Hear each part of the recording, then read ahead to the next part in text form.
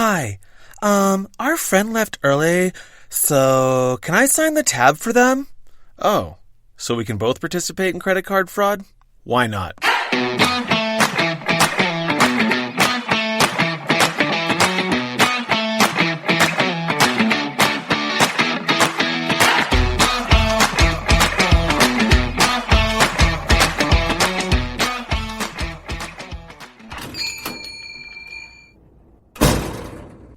What can I get you? Drunk? Welcome to episode 23 of Behind Bars, Cocktails, and Wasted Nights. I'm your host, Greg. I've been working as a bartender for over 20 years, and over those years, I've seen a lot. My goal here is to share some of those high and low lights with you. Some housekeeping. You've probably noticed that the episodes have been coming out more sporadically, and that's because, in addition to COVID restrictions lifting and me working more, I've started some other projects that should come to fruition in the near future, so stay tuned for those announcements. Point is, when I have time and the mood strikes, I'm going to put out more content. And Correction Corner. Last episode I said welcome to episode 21, while it was actually 22 because I'm an idiot. I could have fixed it, but I'm also a lazy idiot. So, there you have it. Oh, and on the Castaway cocktail from that last episode, I messed around with it, and turns out it's way better if you all add 2 ounces of pineapple juice. Some may view this as another gaffe, but I just tell myself it's incentive for you to improve your bartending skills by listening to the next episode. Yeah, I lie to myself too. Hashtag see how lazy I am. Okay, now that we had time to lean and time to clean and the housekeeping's out of the way, let's move on. Quick warning, this podcast contains sex, drugs, and some language that isn't suitable for anyone under 21 years of age, so you gotta have some ID. Before we get started, you'll need a drink. For this one, I recommend the Ramos Gin Fizz. This is a New Orleans invention and mainstay and has nothing to do with the story, but I wanted to give you this recipe and dedicate it to Tim Kay, the Mo Sislak of Aspen, and the man who taught me how to make it. The reason I'm teaching you this drink is because it's worth getting all this shit to make it at home because it's delicious, and making a bartender do it mid-shift isn't the nicest thing you can do to a person. Pour 2 ounces of gin into a shaker tin, sans ice. Add 3/4 simple syrup, a half ounce of heavy cream, a half ounce of lemon juice, a half ounce of lime juice, 3 dashes of orange flower water. I know it's a lot, but trust me. Then finish that off with an egg white. Dry shake the ever-living shit out of it, like 2-minute shake weight shit. Get that drink frothy, kid. Then add some ice and beat the shit out of that drink even more to get it chilled with the right dilution. Strain it out into a Collins glass and top with soda water and enjoy. And if you don't have any of that shit around, a key bump and a shot of El Jimador will do. But seriously, visit a nice liquor store and spoil yourself. It's a great drink. Okay, on with the story. I was living in LA and in between jobs. Okay, to be honest, I was more just after job than in between. It was 2009, the deep end of the Great Recession, and I couldn't get hired anywhere to save my life. To get some detailed context, pause this and go back and listen to episode 12, The Night I Became a Lesbian Thespian, and you'll get an earful of all the fucked up odd jobs I took to survive. I'd just been fired from Jack's Bar and Grill, and it was getting hard out there for a pimp. Now, I did have a life preserver in my aunt and uncle who'd left Massachusetts 20 years earlier to buy an ocular prosthetic practice. Basically, they made fake eyes for victims of accidents or violence, but primarily retinoblastoma, a cancer of the eye that can lead to evisceration or enucleation of the eyeball. Eviscerations occur when some of the eye is sliced away, preserving the musculature and therefore maintain movement and illusion of the eye being real, while an enucleation is when the entire globe of the eye is removed. While those details are graphic and have nothing to do with the story, I find it interesting as fuck and wanted to give you guys a little insight into the practice. No pun intended with the insight thing. Anyways, when I was really down and out, my aunt and uncle would pack me a grocery bag of essentials and slip a $100 bill in there to keep me from starving. Fucking saints, those two. But, back to their medical practice. They've seen everyone from toddlers to seniors who've unfairly suffered that insidious cancer, and they perform miracles daily that give these patients an appearance of normalcy, and raising money for research to prevent and treat retinoblastoma was a cause near and dear to their hearts. So, they organized some pretty awesome fundraisers. One of these happened to be at the Canyon Club in Agora Hills, deep in the valley, like Kardashian country. They invited me. I saw my friend John Heffron, who I hadn't seen since an ecstasy trip to Disneyland a few years earlier. He used to come into my karaoke bar to sing, to get over his stage fright and work on his stand-up career. This guy was a morning radio show host from Detroit who quit to come to LA and be a comic. He was in our friend group and made a bunch of trips to Disney with us, then disappeared one day. 2 years later, he reappeared on NBC when he won season 2 of Last Comic Standing. So, nice gamble, John. Paid off. Anyways, he did the opening set for Kevin Nealon from Saturday Night Live fame, back when it was the greatest cast of all time. Nealon, Lovitz, Carvey, Miller, Jackson, Hartman, Franken, just the best ever. But I digress. There was a silent auction of high-end sports memorabilia, vacations, jewelry, the whole shebang. I showed up with my aunt and uncle, and when I walked in, I saw one of the most beautiful girls I'd ever seen in my life. She was behind the stick, slinging drinks.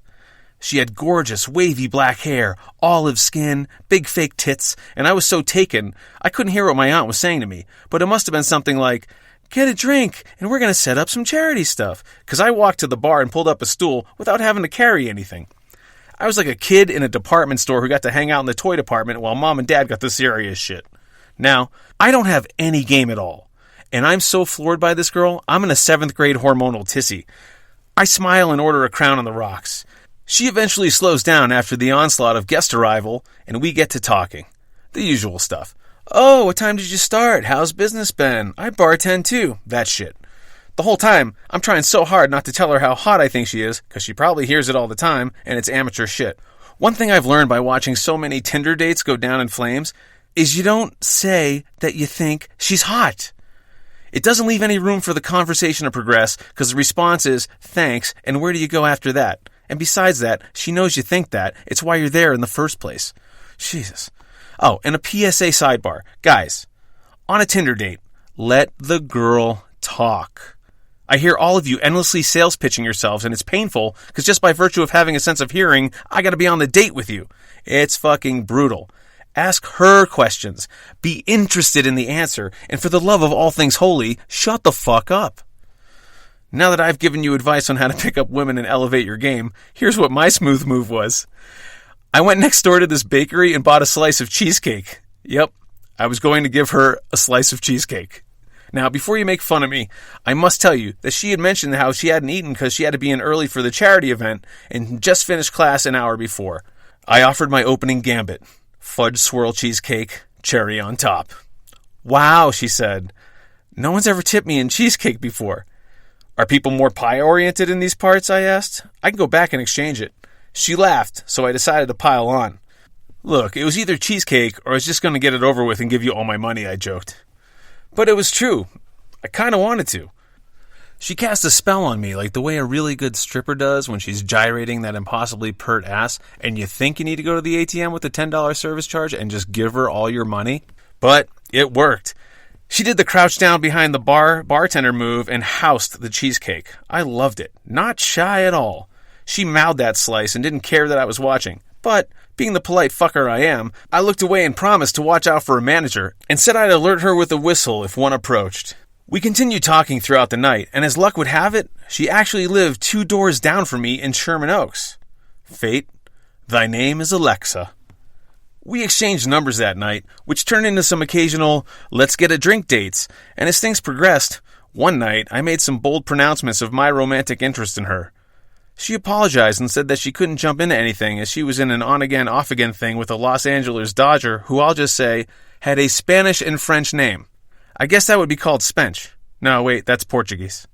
Anyways, I deflected that deflection by casually mentioning that baseball players were notorious for having mistresses in every away game city, and she agreed and cited that very reason for them being off again at the moment. Point is, I don't give up that easy. I'm not a guy you fall in love with at first sight. I'm more what I call an erosion love guy. Kind of like ocean waves that keep pounding against a rock until it's sand. Not gonna lie, the technique kind of walks that line of stalking, but there's a finesse and self-awareness you need to employ. As far as I was concerned, she was still dropping breadcrumbs leading to her vagina. Major League Baseball salary be damned. I was going to do everything I could to win her affection. Cut to me landing a gig working as a secret shopper. I got $100 and another $100 limit they'd reimburse. All I had to do was drive down to Orange County and watch this guy, who the house suspected was stealing from them, as I downed drinks at the bar. Now, being unemployed and broke in a recession, I'd already decided I wasn't going to fuck with anyone's livelihood, thief or otherwise. If this guy was caught and fired and cast out into the looking for a job market, it wouldn't be by any bad karma I cast out into the universe.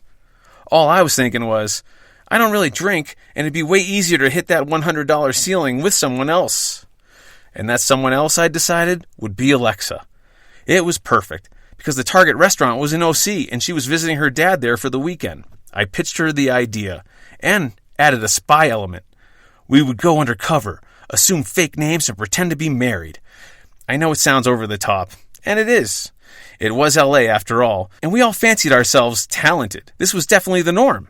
I mean, at the time, medical marijuana was just catching on, and since the entire town is filled with performers, I'd hear stories of everyone overdoing it when it came to getting a pot prescription. All you had to do was go into the dispensary and tell the doc you had anxiety or back pain, but I was hearing stories of wannabe actor overachievers going in and faking MS for fuck's sakes.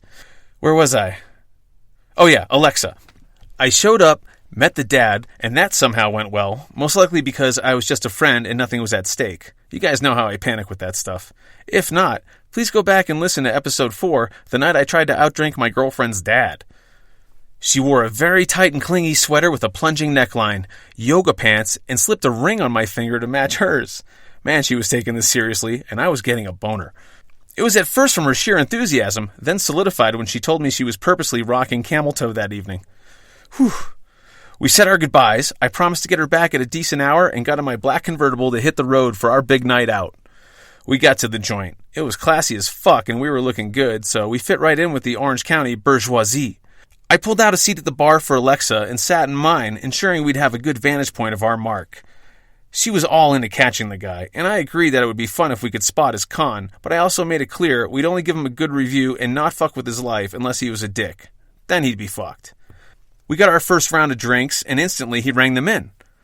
I paid in cash as I was instructed, and Alexa and I chatted each other up and whispered faux sweet nothings as we each kept one eye on the guy. I left my tip on the bar as he prepared a server ticket. When he finished that, he went about polishing some martini glasses. If he was up to something, this whole polishing glasses was a move that would nudge us into forgetting about the tip on the bar, getting into some conversation, and not at all being interested in what he was doing. He was purposely being boring so we'd fascinate ourselves with each other. So we did get into a conversation about the LA Dodger and how, in all truth of fact, he sucked out loud and she deserved better. Wave. Pounding. Sand. But we both kept one eye on the prize. As we were otherwise engaged, he took our tip, walked over to another guest to ask if they were okay, then pretended to drop the tip into the enormous jar and instead filed it into an empty check presenter on the side of the register. Okay. We both saw it. That immediately told me he wasn't stealing from the house. He was stealing from his coworkers because he wouldn't have done that unless there was a tip pool. Douche nozzle. But I cut him a break. It was a fine dining joint, and I'd clocked a bottle of wine on 90% of the dining room tables, so I knew the servers were fucking killing it on bottles and meals. I'd worked in these places, and it sucks out loud for the bartender. You get there before, and you leave there after the servers, first of all. Secondly, the guests you do get, more often than not, start a tab and have it transferred to their table when it's ready, so you only get a % of the tip you would have earned when the servers do their tip out, and it's bad form to ask guests to close out with you in these types of establishments. It's on par with begging. And third, I don't know if I can stress this enough, the servers fucking kill on bottles that he most likely fetches. But, all that aside, you kinda know what you signed up for, and coworkers are not only more often than not your friends, they're also still in the trenches with you, suffering through the same shit. And if you fuck them over, you're a terrible human being. Servers still tip out on the support staff and their bartender. Cowboy up and do the same. Side note, and servers and bartenders will hate me for this, but I honestly feel the fucking kitchen staff should get a piece of the action.